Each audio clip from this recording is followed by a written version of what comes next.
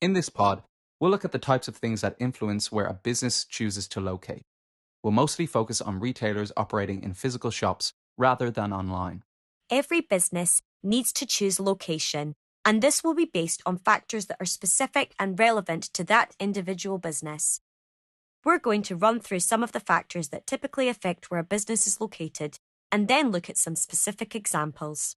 The first is proximity to market. Proximity is a term that means how close you are to something, and market means who you are selling to. So proximity to market means how close a business is to its customers. There's no point in locating a business where there's no customers around to buy from it. Then there's proximity to resources. This means how close a business is to the raw materials or suppliers it needs. Another thing to consider is proximity to labour, meaning how close a business needs to be to its employees. Years ago, in mining communities, for example, whole towns were created so that people were close to work, and this was paid for by the employer. Businesses also need to consider the costs. Is the cost of the location worth it if the budget is restricted? Can it afford to operate in London where the property is very expensive?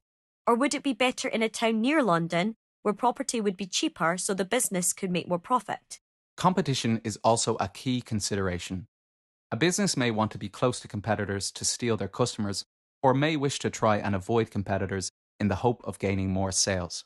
One last important key term is footfall. This means how many customers there are passing a store. So somewhere in a popular location with lots of people passing by has a high footfall.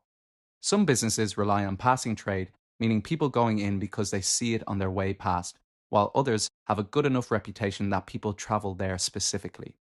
Hairdressers don't necessarily need to be on the high street, for example, as often people go to a certain salon each time to get their hair cut by someone they trust.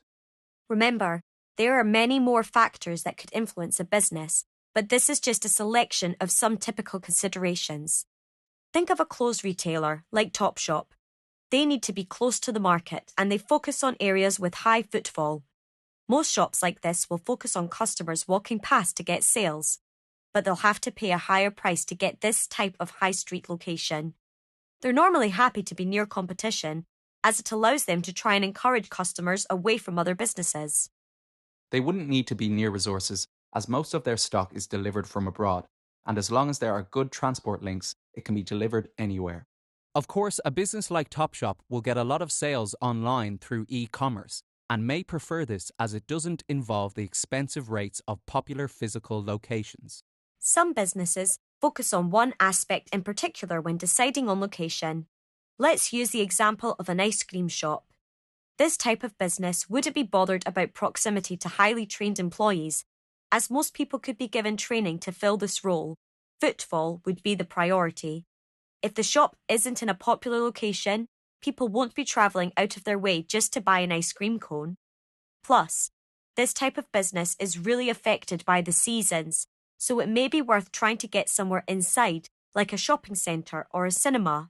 But in the summer months, an ice cream business will sell a lot by the beach. That is, if it's not pouring down with rain like usual. Oh, the great British weather.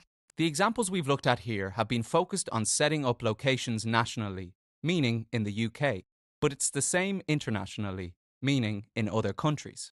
A business expanding globally would consider the same concepts. They'd ask, are we in an area of high footfall, or do we need to avoid competition?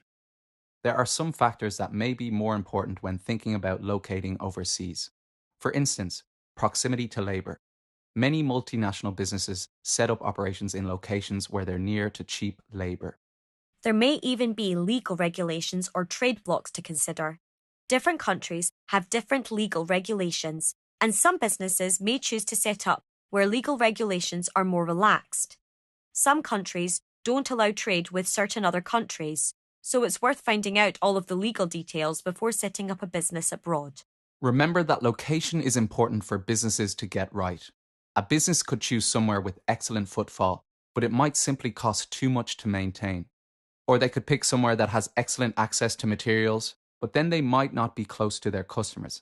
It's about getting the right balance.